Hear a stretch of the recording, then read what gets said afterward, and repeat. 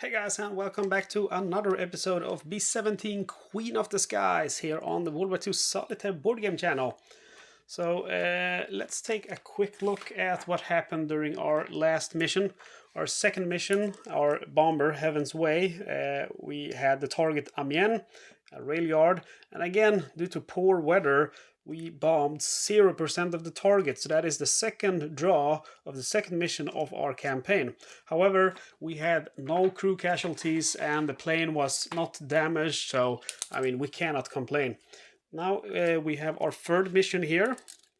We still have our bombardier Johnny P, navigator Rick Tor, pilot yours truly, co-pilot Rodrigo Buffett, engineer Ronald Lee Ermy, radio operator Tom Martin, ball turret Angus Young, port waist gunner Malcolm Young, starboard waist gunner Cliff Williams, and tail gunner Bon Scott. And all of these guys are still alive. Let's look at our mission chart here. This is Heaven's Way. And we have our third mission now. And this bomber's mission 3, since we haven't lost our bomber. We need to roll for a new target today. And we will consult chart green 1, since this is mission 3.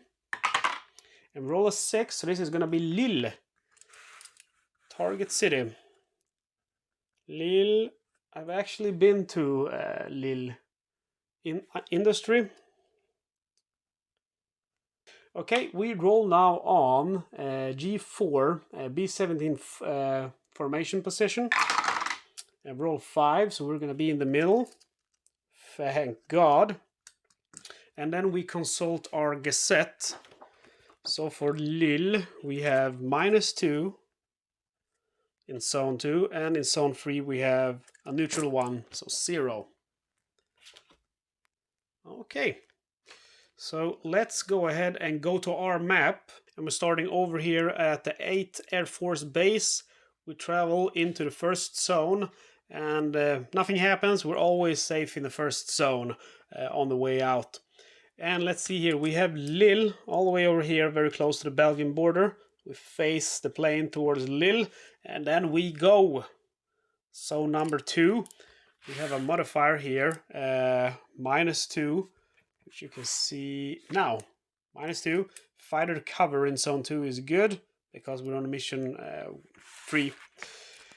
We go ahead and roll on table bluff 1. For fighter waves, we roll a 2, -2, that's 0 or 1, which means we have no combat in this zone. Move to next zone, and we note that we have good weather in zone 3.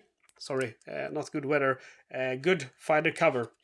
And talking about weather, that's the next thing we have to do. Rolling 2d6 for weather. And roll 5, which means we're going to have good weather. This is the first time that we have good weather over the target. Good.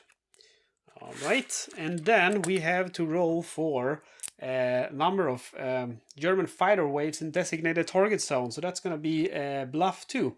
So roll a d6 and we hope for a low number. We roll 6, so that's definitely not what we wanted. That means we're going to have three fighter waves coming at us. So we're going to go directly to the target map now, or our battle map, because I know my fighters are not going to be able to drive them all the way. So let's roll for the 3 fighter waves. First fighter wave is 11. That's 109, 6 high. Note it here, 11. Second fighter wave is going to be 12. That's 2 109s. Oh, we're in the wrong box here. 11, 12. And third and final fighter wave is going to be 45. 45, that's 2 109s and a 110. But we do them one by one. So we start off by fighter wave 11.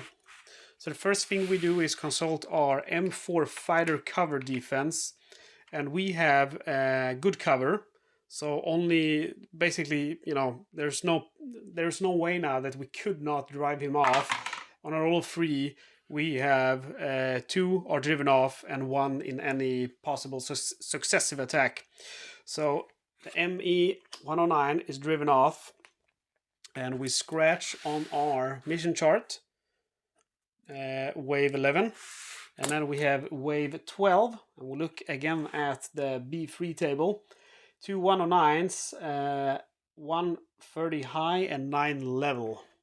Okay, and we roll again then on our M4 fighter cover, and roll 2. So 2 is just gonna drive one of them off, and none in any successive attacks. I think we're gonna go with this one actually, because then we can spray fire. We cannot spray fire from any of these frontal regions, but we can spray fire at 9 o'clock. So first we have to consult our M1 table to see who can fire at 9 o'clock level. At 9 o'clock level, both the top and ball turrets can fire, and the portways gunner. So first we take the ball turret gunner, who will fire. Let's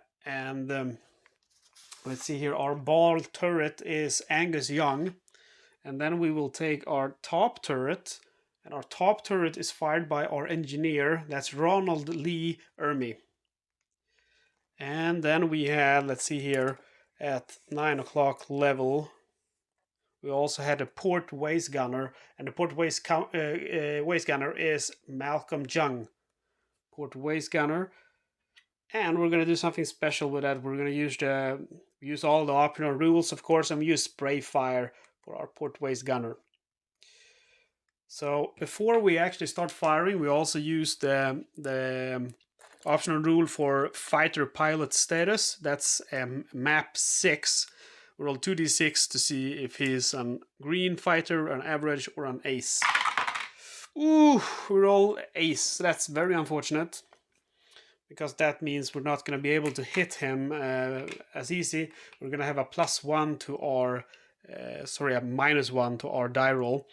So let's start with the ball turret, and before we actually roll, I like to just mark the ammo. So ball turret, 1 ammo box, and then we have the top turret, 1 ammo, and then we have the port waist gunner. He's firing spray fire, so we have to mark off 3 boxes of ammo. But I still have a lot of confidence in my team, so we'll see what happens. The ball turret, that's Angus Young. See here, 9 o'clock level. He will hit normally on a 5 to 6, but now, because it's an ace, he only hits on a roll of 6. And he hits. I told you I had confidence in this, guys. Okay, so then we go ahead and consult our M2 chart. Hit damage against German fighter. We can see here on our roll of 1 to 2, it's fighter is damaged but continues attack with a -1 modifier. On a roll of 3 to 4, fighter is damaged and breaks off after this attack, and the attack is done with a -2 modifier. Or 5 to 6, fighter is destroyed and may not fire. And since we're using the ball turret, we also see here the note that we add +1 to this die roll. Awesome. Okay, let's see what we can do here. We want at least a roll of, I would like a roll of at least 2, but I would be very happy if it was a roll of 4, 5, or 6. 2. Okay, that's good, because then it's +1, it becomes a 3, so fighter damage and breaks off after this attack. So we put one of these on him to show that he breaks off. And then we go ahead and roll for the top turret. Top turret also needs a 6 to hit. Rolls a 4, and then we roll for our port waist gunner, and he's using spray fire. We have to use the M5 table here, spray fire, and we see on a roll of 1 or machine gun jams, and anything over that is, pretty good. 3 and 5, nothing happens. So, and roll 2, fighter breaks off without firing. So in this case, it really paid off to use that spray fire, because that means he did not even get a chance to fire at us. Very nice, very nice. Starboard waist gunner, or port, I should say. Malcolm Young does a good job. He makes the ace pilot break off. That's not an easy job. And that is going to be then, see here, that is wave 12. So we still have wave 45 to deal with. Oof. And we haven't even started to bomb the target. We roll now for our fighter cover. So we hope that we can have a good roll here. And roll 3, I wouldn't call that a good roll, but it's alright. It lets us drive away 2 enemies. And the question is then, do we want to get rid of the 12 o'clock one or the 10:30? Keep the Messerschmitt here at 12 o'clock, 12 o'clock level. And 12 o'clock level, I can fire the top turret and the nose gun. So we have the nose gun, and we have the top turret. And I fire first with the top turret because I'd like to get my engineer to be promoted. After 5 kills, you become an ace. Okay, so we go ahead. We cannot use any spray fire.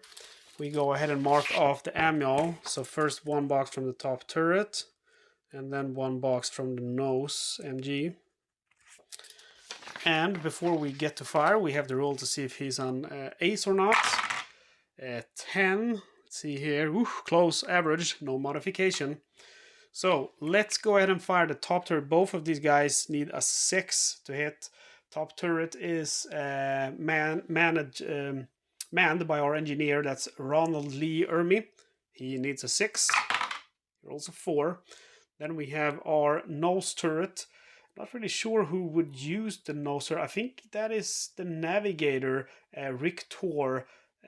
Navigator or bombardier Johnny P. I'm guessing could use the nose guns. Need a 6 to hit. 5, that's a close call.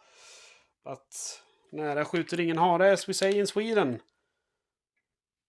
So an odd saying, top turret. Okay, so now we roll for his attack. He's attacking from 12 o'clock. We look at chart M3. 12 o'clock level. He hits on a roll of 5 to 6. He rolls a 1, so he misses and drives off. So that means we have now dealt with all of the necessary baddies here, and now we get to attempt to bomb the target. But before so, we actually have to check flak over target. So we consult our orange 2 table and roll 1d6. We roll 5, that is medium flak, not very good. And then we move over to orange 3 table and we roll 2d6. 7 is gonna be a hit. Oh no. Okay, so they have hit us with flak now. And second is a miss. And third is a miss. Okay, so we have 1 hit and 2 misses.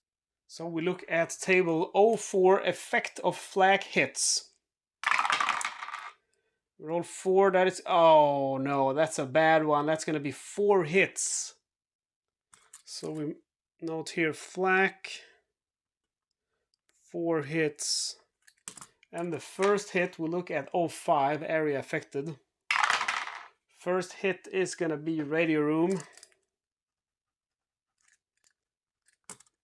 Second hit is going to be tail.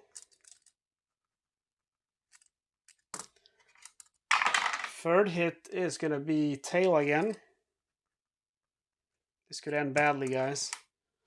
And last hit is 12. That is pilot compartment. Whew. Okay, so we go to our very horrible pink roster. For the radio room, we roll 2d6. Pink 4, we roll a 4. That is going to be radio out. No mayday. If out of formation, when forced to land in water, roll on table G10. Okay, so radio out. And then we have the tail, and the tail is on pink 6. And we roll 6. That is going to be superficial damage. We have 1 more hit on the tail. We roll 31. Sorry, 4. Tail turret, tail guns inoperable.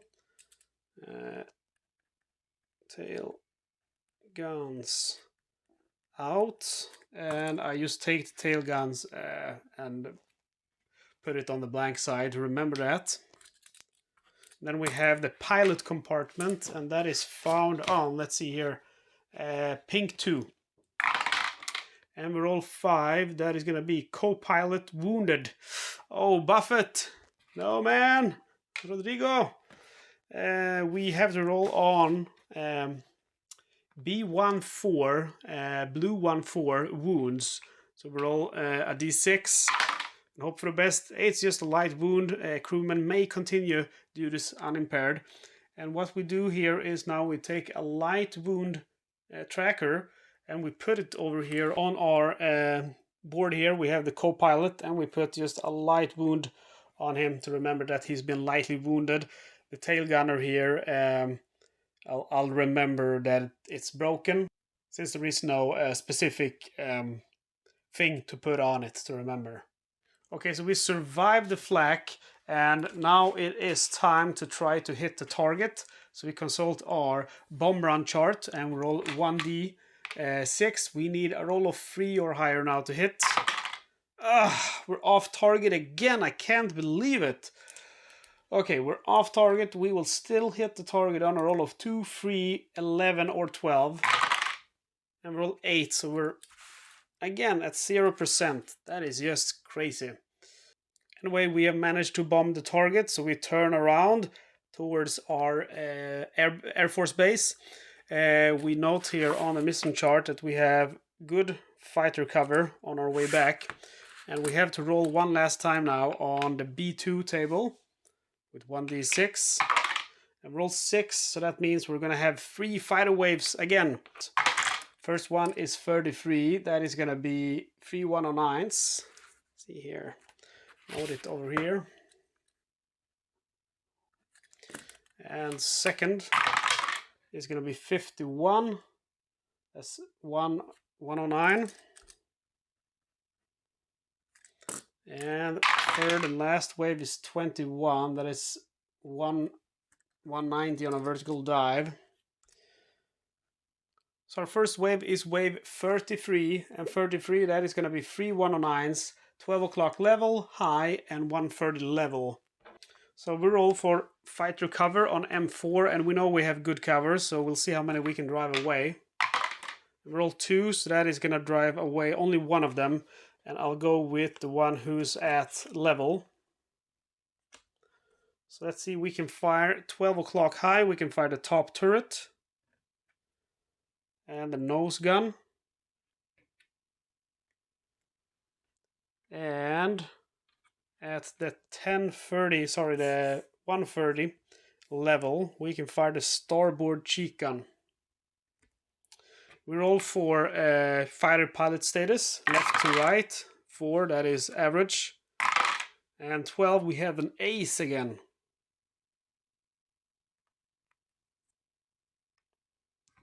Okay, we mark off the ammo. Top turret, and we have nose and cheek, starboard cheek.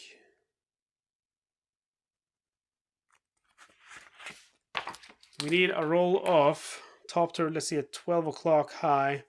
On both of these, we really need a roll of 6. We start with the top turret.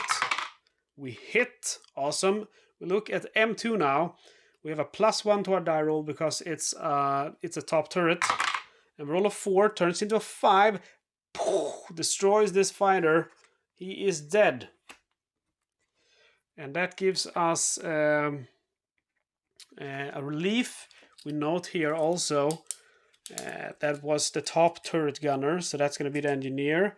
We mark here with ME 109. Well done. So our engineer is Ronald Lee Ermey. And then we have one more here, starboard cheek gun.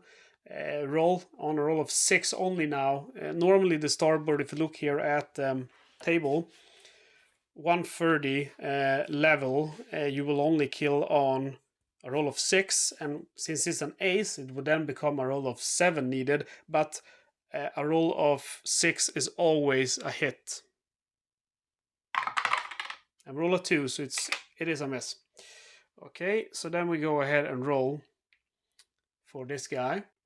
And if you attack from 130 level, you will hit See here, we look at M3, 130 level. He hits on a roll of 5 or 6 normally, but because he's an ace, he will hit on 4, 5, or 6.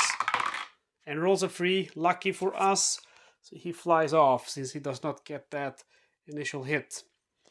And we go ahead and look at our mission chart. We scratch out 33. Next is going to be 51. That is 190 at 1030 high. And we roll for our target fighter cover. So basically we have good now with a roll of 3. That's 2 driven off, so he's driven off. We mark that away, and we still have 21. A vertical dive. Only the top turret or radio room guns may fire at this fighter. Both needs a roll of 6 to hit, and this fighter may not be driven off by fight cover. And like they said, only the top turret or the radio room. Okay, so we put the top turret and radio room MG on them. And we roll. But before we use them, also top turret, radio, and we roll to see if he's an ace or not. He's not an ace. On a roll of 10, he's an average pilot. We roll for our top turret. I need a roll of 6. 5. Our radio room, come on, come on. Nope. Okay, he will hit us on a vertical dive on a roll of 5 or 6. And rolls a 1, so also a miss from the Focke-Wulf.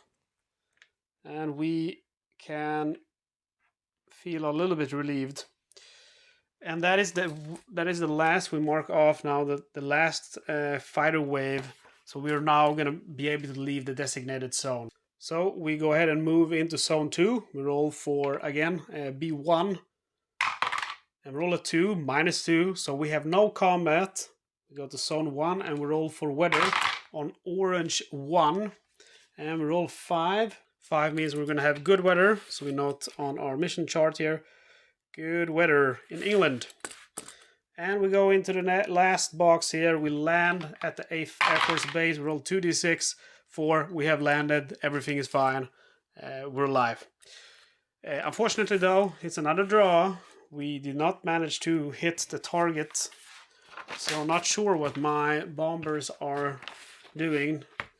Let's see here, bomb run 0%. It's another draw, and at least everyone is still alive. The plane is still alive. Everyone else. So another mission here of B-17 Queen of the Skies. If you want to know what happens in mission 4, you gotta tune in to the next episode. Thank you so much for watching. Please don't forget to subscribe.